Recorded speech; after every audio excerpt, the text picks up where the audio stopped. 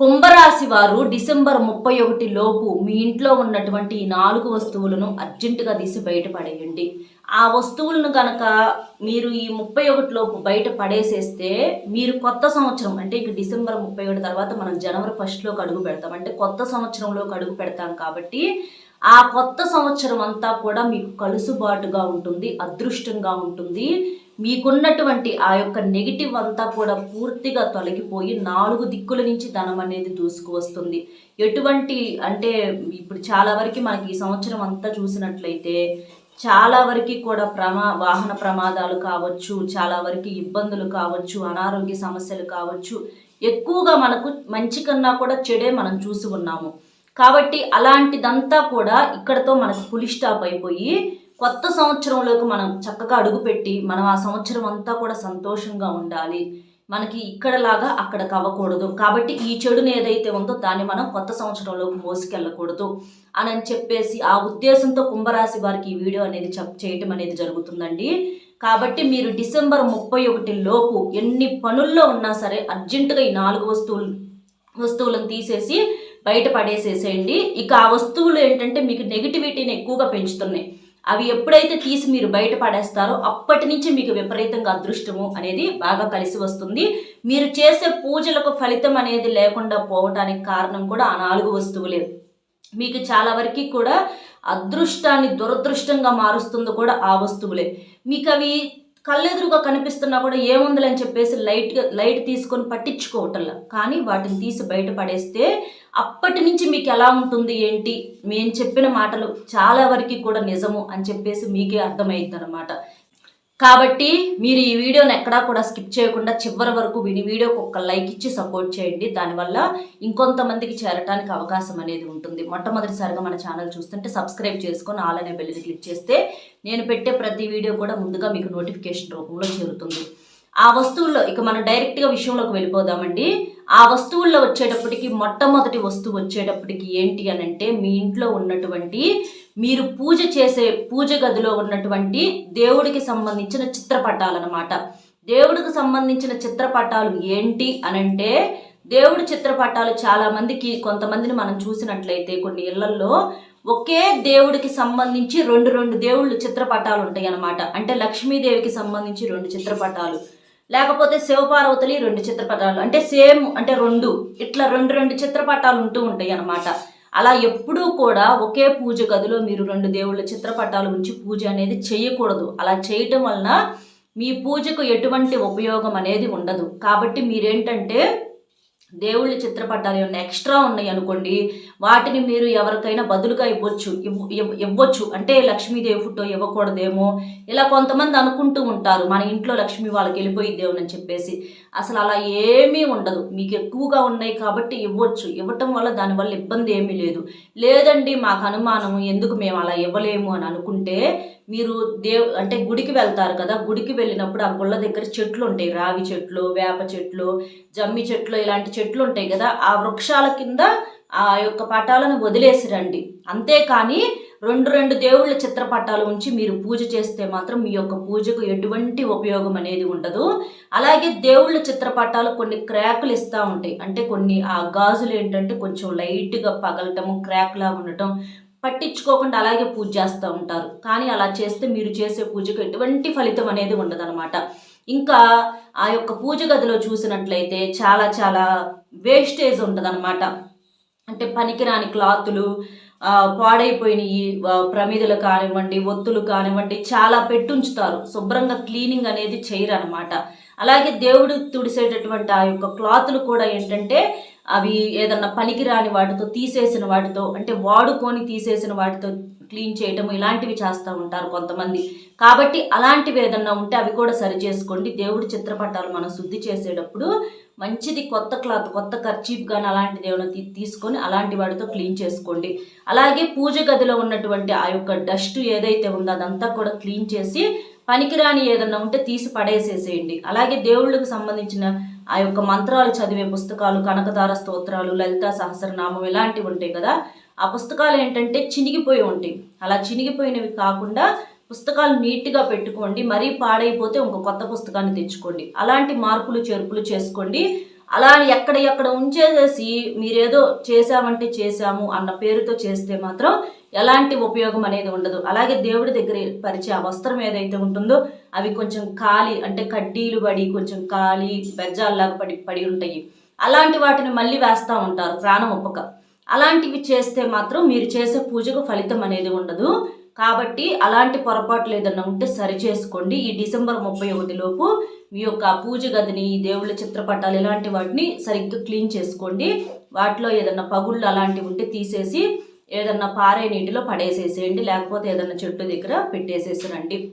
ఇలా చేయటం వలన మీకు బాగుంటుందన్నమాట. ఇది మొట్టమొదటిది.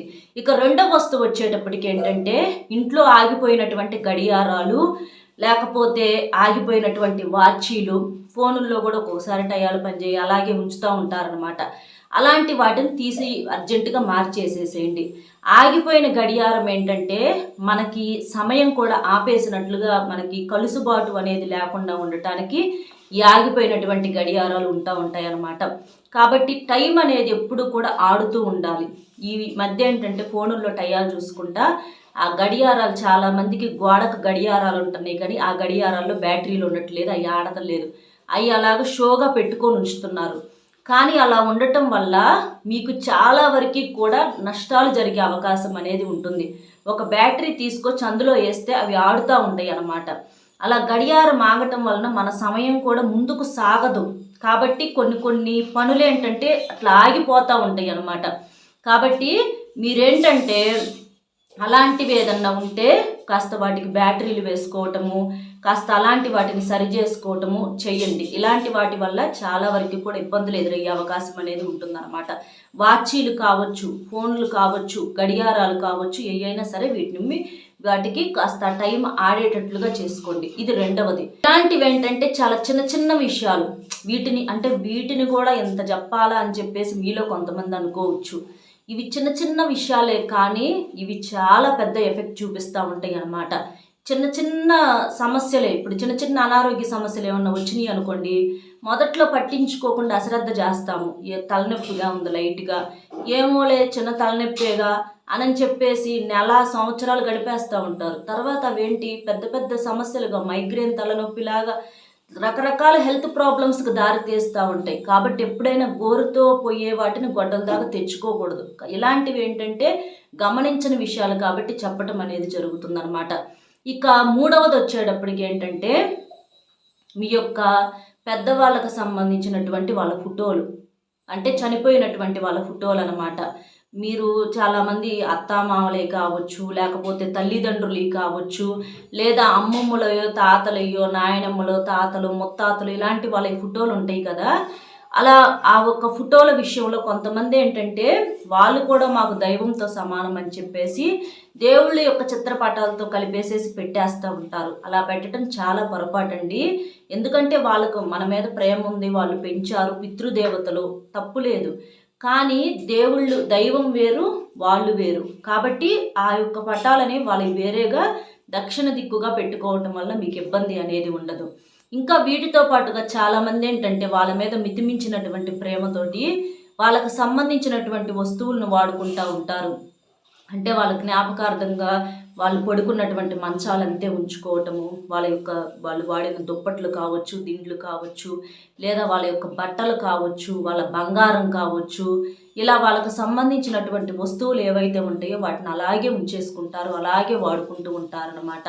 కానీ ఆ వస్తువులను మీరు వాడుకోవటం వలన నెగిటివ్ ఎక్కువయ్యే అవకాశం అనేది ఉంటుంది. కాబట్టి అలాంటి వాటిలో మార్పులు చేర్పులు చేసుకోండి. వాటి వల్ల మీకు ఇబ్బంది కలుగుతుందా, వాళ్ళకు మా మీద ప్రేమ ఉంది, వాటి వల్ల ఎందుకు నష్టం జరిగిద్దని మీరు అనుకోవచ్చు. వాళ్ళకి ప్రేమ ఉంది, కానీ ఇప్పుడు ఈ భూమి మీద వాళ్ళు లేరు కాబట్టి వాళ్ళ యొక్క ఆరా అనేది నెగిటివ్గా ఉంటుందన్నమాట.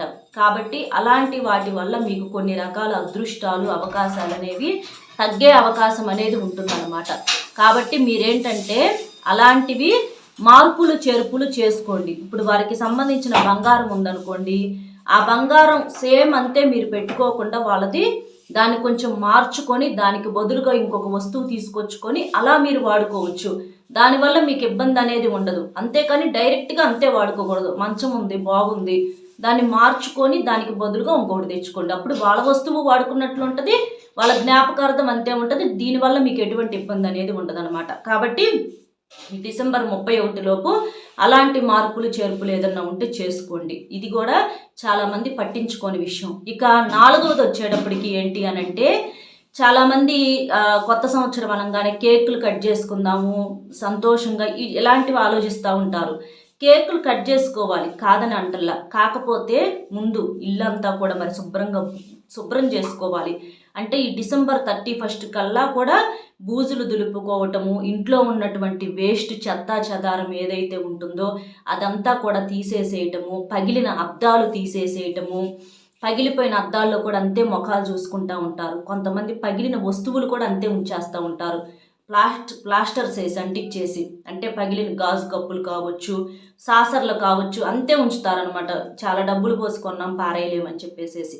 అలాంటివి ఏమన్నా ఉంటే తీసి పడేసేసేయండి. ఎందుకంటే వాటి వల్ల మీకు సమస్యలు ఎక్కువయ్యే అవకాశం అనేది ఉంటుంది. పగిలిన అద్దంలో ముఖం చూసుకోకూడదు, పగిలిన వస్తువులు అనేవి మనం వాడకూడదు. కాబట్టి అలాంటివన్నీ తీసుకోండి.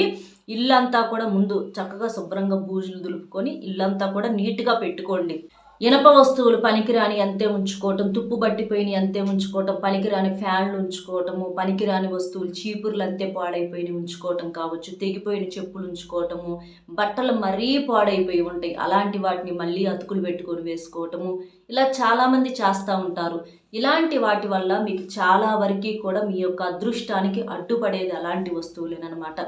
కాబట్టి ఏదో ఒక రకంగా పాడైపోతే పర్వాలేదు, కానీ మరీ పాడైపోయిన వాటిని ఉంచుకోవటం వలన మీకు ఏంటంటే మీ మైండ్ అక్కడే ఆగిపోతుంది. ఎదుగుదలకు అంటే దీన్నే ఎంతసేపటికి పొదుపు చేస్తామని ఆలోచిస్తున్నారు, ఇక్కడే ఆగిపోయింది. ఇలా కాకుండా మనం ఇంకా బెటర్గా వెళ్ళిపోవాలి, తీసేసేయాలి ఇలాంటి వాటిని. మన మైండ్ సంపాదనకి ఇలాంటి వాటికి కూడా ఉంటుందన్నమాట.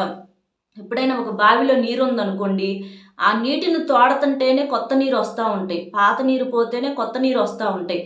అలా కాకుండా వామ్మో నీళ్ళు అయిపోతాయేమో, వామ్మో సంపాదించిన డబ్బులు ఖర్చు చేయకుండా అంతే ఉంచేసేయాలి, ఖర్చు చేస్తే అయిపోతాయేమో అని చెప్పేసి ఎంతసేపటికి ఇనప పెట్టెల్లో వేసి తాళాలు పెట్టేస్తూ ఉంటుంటే వాటికి చెదలు పట్టిపోతాయి. అలాగే మీరు అలాంటి వాటిని అయ్యో పడేస్తే ఉండాలి, ఇదేనుకో దానికి అవసరం వచ్చిద్దేమని ఎన్నాళ్ళు ఉంచుకుంటారు. అలాంటి వాటి వల్ల మీకు నెగిటివ్ ఎక్కువగా వచ్చే అవకాశం అనేది ఉంటుంది. కాబట్టి ఈ డిసెంబర్ 31 లోపు ఇలాంటి వాటిని తీసి బయట పడేసేస్తే చక్కగా మీకు జనవరి 1 నుంచి అసలు ఇల్లంతా ఎంత ప్రశాంతంగా ఉంటుందో, ఎంత ఖాళీగా ఉంటుందో, మైండ్ అంతా కూడా రిలాక్స్ అయిపోయింది. సగము అంటే ఇంట్లో పనికొచ్చే వస్తువుల కన్నా కొంతమందికి పనికిరాని వస్తువులు ఎక్కువగా ఉంటాయి అన్నమాట. కాబట్టి అలాంటి వాటిని తీసేసేయండి. విరిగిపోయిన కుర్చీలు ఇలాంటి వాటిని తీసేయటం వల్ల మీకు బాగా కలిసి వచ్చిద్ది. వాటికి అంత దగ్గర సంబంధం అనేది ఉంటుంది అనమాట. అవేంటంటే చెడుని ఎక్కువగా లాగేస్తూ ఉంటాయి. కాబట్టి వాటిని పూర్తిగా తీసి మీరు బయట పడేసేస్తే మీకు బాగుంటుంది. అదృష్ట అవకాశాలు అనేవి ద్వారాలు తెరుచుకుంటూ ఉంటాయన్నమాట. కాబట్టి ఇలాంటి చిన్న చిన్న పొరపాట్లు సరి చేసుకోండి. అలాగే డబ్బు ఖర్చు చేసుకోమన్నాం కదా అని చెప్పేసి అవసరాలు ఖర్చు చేసుకోవాలి, అనవసరంగా ఖర్చు చేయమని ఇక్కడ ఉద్దేశం కాదండి. ఎందుకంటే డబ్బుని కష్టపడితేనే మనకు వస్తుంది కాబట్టి జాగ్రత్తగా వాడుకోవాలి. కాకపోతే కొంతమంది ఏంటంటే అవసరాలు కూడా తీర్చుకోకుండా మరీ పిసినారితనంగా ఉంటారు.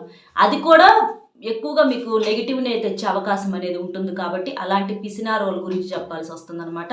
కాబట్టి మనం కష్టపడేది ఎందుకు, అవసరాలకు వాడుకోవటం కోసం. మరి అలాంటి అవసరాలు కూడా తీర్చుకోకపోతే మళ్ళీ అక్కడ కూడా మళ్ళీ వెనక్కి వెళ్ళే అవకాశం అనేది ఉంటుందన్నమాట. అంటే ఎప్పుడైనా సరే బెటర్గా వెళ్తూ ఉంటుంటే ఇంకా చెయ్యాలి, ఇంకా బెటర్ మనకు కావాలి అని చెప్పేసి అనిపించింది అనమాట. కాబట్టి ఇలాంటివి మీరు చిన్న చిన్న పొరపాట్లు సరి చేసుకోండి. డిసెంబర్ 31 లోపు ఈ వస్తువులను తీసి బయటపడేసేస్తే మీకు నెంబర్ 1గా ఉంటుంది. జనవరి 1 నుంచి మీకు కొత్త సంవత్సరం అంతా కూడా కొత్తదనంతో, కొత్త ఉత్సాహంతో, మంచిగా సంపాదనతోటి మీకు బ్రహ్మాండంగా ఉంటుందన్నమాట. కాబట్టి ఇలా చేయండి.